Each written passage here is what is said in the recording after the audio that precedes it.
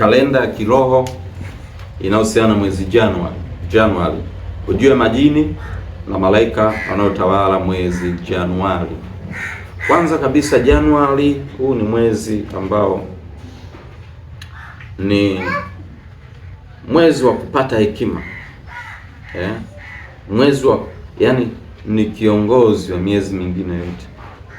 Ni mwezi ambao unaongoza kwa miezi mingine yote iende vizuri. Sasa majini huwa ambayo yanayotawala mwezi Januari ni Astaroth. Huyu ni chini anatawala mwezi Januari. Jina la pili linaitwa Beliali.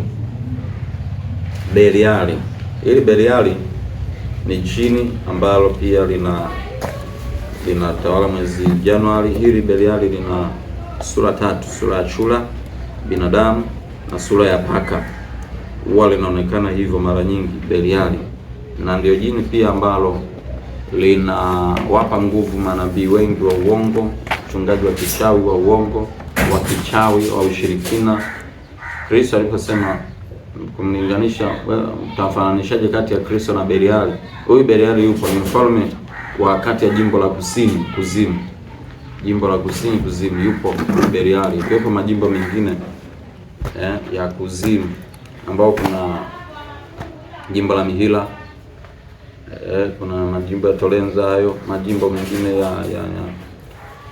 ya Hazon yapo kule, lakini Beliali huyu jimbo la kusini. Sasa huyu anatawala pia Januari, na hili ni jini baya kwa Kristo, sababu lenyewe linapigana na maombi na mifungo, linapigana na ibada za kweli, linapigana na kazi ya Mungu ya kweli, linafitinisha kati ya Mkristo na Mkristo, na nguvu ya sanamu inakuwa ndani ya mtu. Yaani mtu anakuwa badala ya kufanya ibada zake katika roho na kweli, moyoni mwake anakuwa hana Mungu wa kweli, isipokuwa moyoni kuna uchawi. Anaamini biashara sana, na zingatia mambo yake ya mwilini kuliko masuala ya rohoni ya Mungu. Ndio maana Yesu alisema, kuna ulinganifu gani kati ya Kristo na Beliali? Kuna mapatano gani kati ya hekalu na Mungu na sanamu? Beliali huyu yupo na mmoja ya wafalme 9 wa kuzimu wenye nguvu zaidi wa kuzimu, kulingana na mfalme mkuu wa Porion. Hawa wanatawala kwenye majimbo makubwa ya kuzimu, Beliali akiwepo. Na huyu ni hatari kwa sababu huwa anapotosha habari za Mungu wa kweli, lakini pia anazuia mafanikio, uchumi na utajiri wa watu, anapigana na maisha ya watu, anafanya kila aina ya uharibifu. Beliali na Astaroth pia anatawala jimbo la Tolenza na Forneus. Hili ni jini la tatu ambalo lenyewe pia ni la vizuizi. Mambo yake mwezi Januari. Januari ni mwezi wa kupata hekima na mwongozo wa elimu. Hekima yote Januari itakusaidia, itakulipa mwongozo wote wa kielimu. Yani unataka usome nini, ufanye nini, mwaka mzima usome nini, basi Januari ukifanya mwongozo huo wa kielimu, basi utafanikiwa. Januari masuala ya mwongozo wa elimu. Malaika wake Januari anaitwa Lovia. Malaika wa Januari anaitwa Lovia. Huyo pia ni kerubi ambaye anasimamia mwezi Januari, Lovia. Na jambo la pili, mwezi Januari, tafuta suluhu ya changamoto zako. Jambo lote linalohitaji suluhu, changamoto zote zinazohitaji suluhu, basi ukitafuta suluhu mwezi Januari utapata. Kama unahitaji watu wakusaidie kusuluhisha jambo fulani, kulimaliza jambo fulani, basi Januari ni wakati mzuri zaidi wa kupata suluhu kwenye jambo lako au changamoto zako wewe. Kwamba unahitaji suluhu, kuna jambo hujalitafutia mwarobaini, yani bado kuna shida bado ambayo inakutesa, bado hujapata kuikomesha. Januari ukitafuta hiyo namna kulikomesha hilo jambo, tafuta suluhu yoyote ile, hiyo suluhu ya kiroho, suluhu ya kimwili, kimahusiano, kibiashara, kiuchumi, nguvu, maisha, kazini, maelewano, marafiki, basi Januari ni wakati mzuri. Mwezi Januari pia ni wakati mzuri wa kusamehe. Ayubu 21:23 anasema mwingine hufa katika uchungu wa roho, asionje mema kamwe.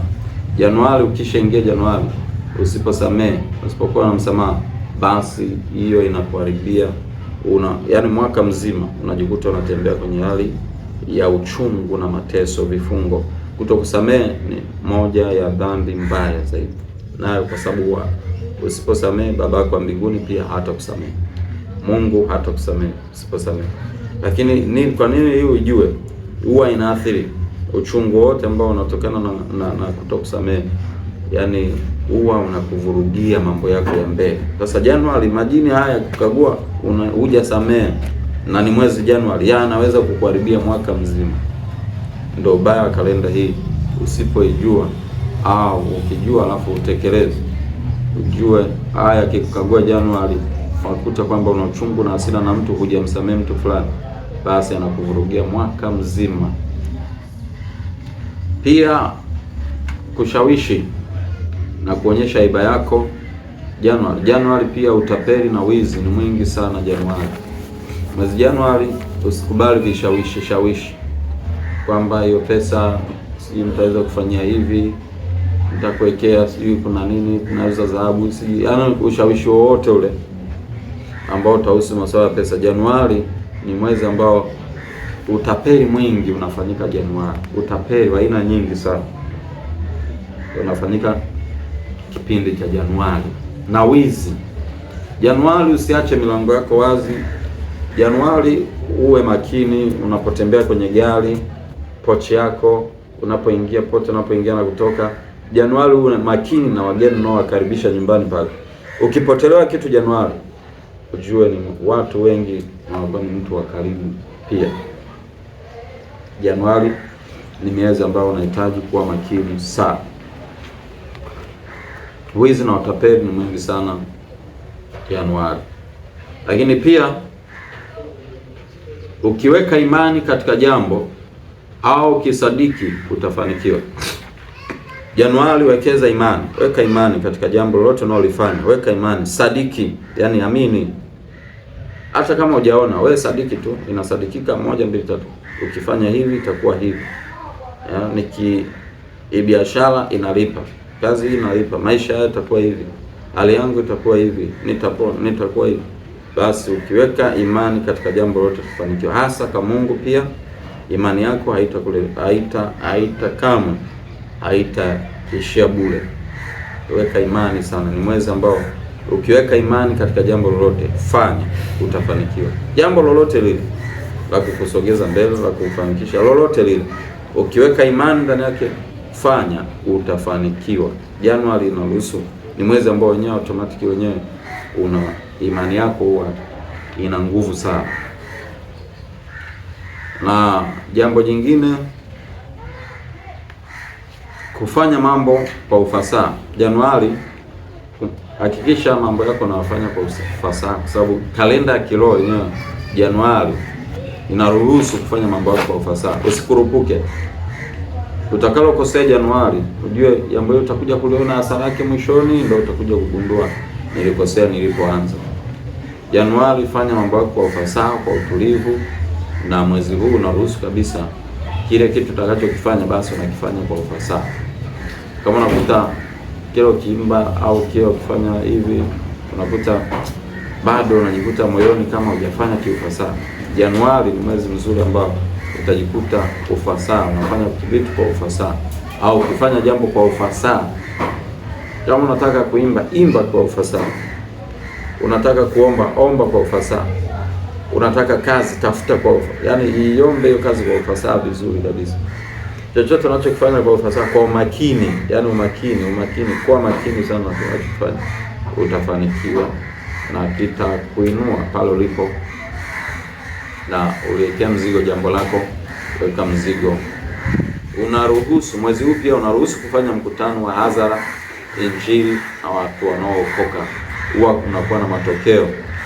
Ukihubiri mwezi Januari yenyewe tu automatic na watu wanaookoka Januari, basi huwa hawa watu wanakusudi mbele za Mungu. Januari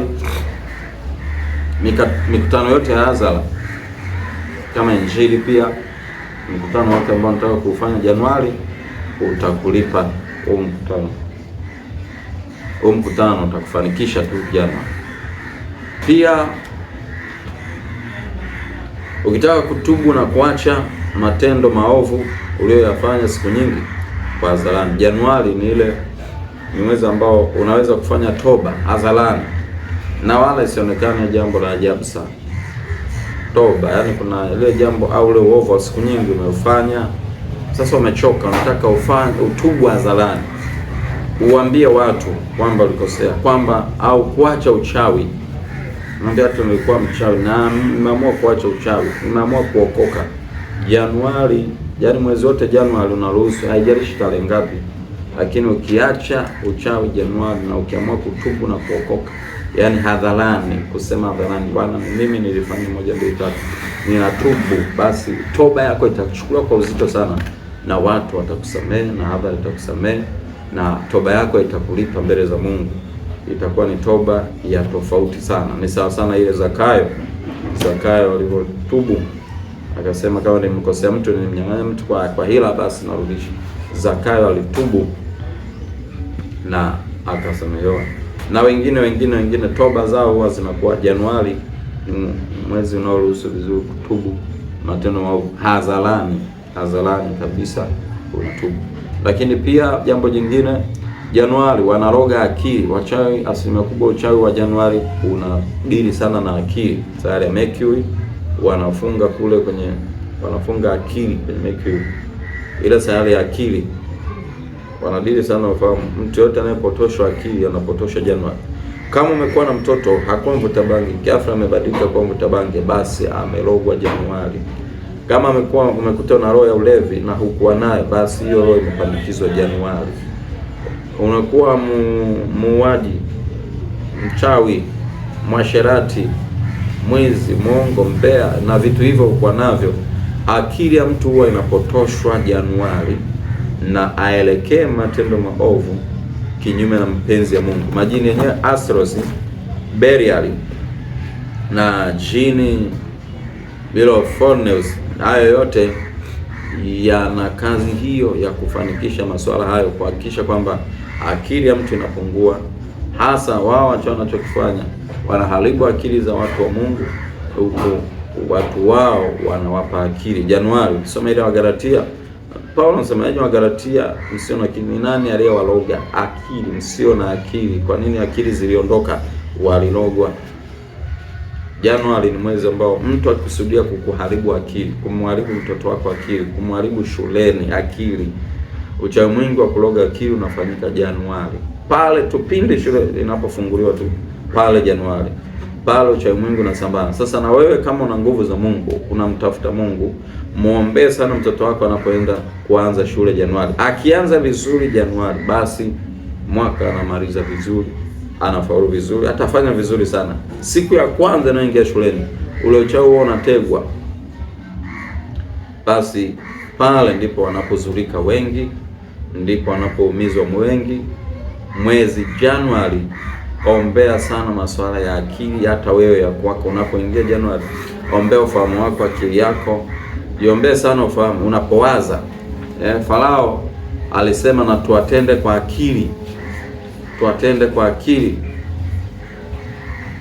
Alisema na tuatende kwa akili, yani akili yako pia huwa shetani anaweza kuipotosha na chochote vita yote utakayokutana nayo Januari. Ukiangalia vizuri, kama inalengwa biashara, ujue inakulenga wewe. Yani vita yako ya Januari ya kiroho au kimwili, ichunguze sana mbele ina lengo gani. Manake pale wanakuwa wanacheza na akili. Farao alicheza na akili za wana wa Israeli.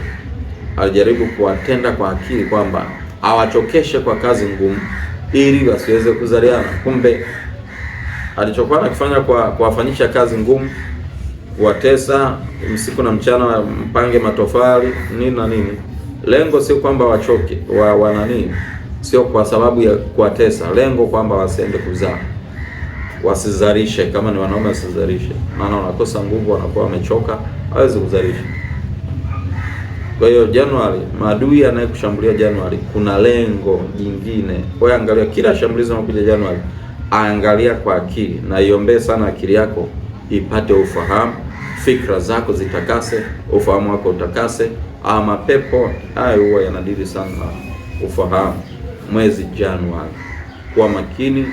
Mwezi Januari, malaika Lovia pia anasaidia katika hizo sekta zote, anaweza kukuimarisha akili, akuimarisha na mambo mengine ya mwezi Januari. Kalenda ya mwezi Januari mbinguni nasimamiwa na Lovia. Lovia ni malaika kerubi ambaye anasimamia hiyo kalenda, na ukimtuma anashughulika na hao malaika wengine au majini hao ambao wanatesa na kushambulia maisha yako. Mungu akubariki sana. Endelea kumtafuta Mungu kwa bidii, na tutaendelea na masomo haya. Bado naendelea na huo ni mwezi Januari na mambo yake. Amen.